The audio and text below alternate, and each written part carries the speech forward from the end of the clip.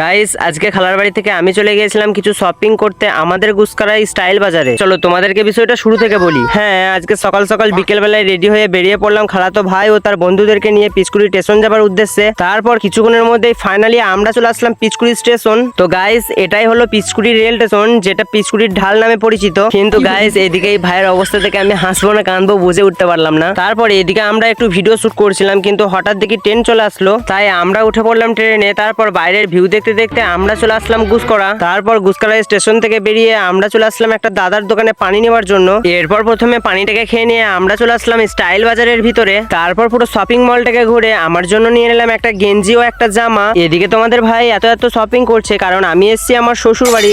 না মানে সালা, আমার তো এখনো বিয়েই হয় নাই। তারপর আর কি কিছুক্ষণ শপিং করতে না করতেই তোমাদের ভাবি কল করে বলে, এই শোনো, তুমি আমাকে নিয়ে যাও নাই, তোমার আজকে ঘরে ভাত নাই, বাইরে খেয়ে আসবে। ধ্যাৎ সালা, শপিং না করে আমি চলে আসলাম একটা বিরিয়ানির দোকানে। তারপর বিরিয়ানি খেয়ে বউকে দেখিয়ে দিলাম। সালা বউ নাকি ভাবছে আমি না খেয়ে থাকবো, যত সব ঢং।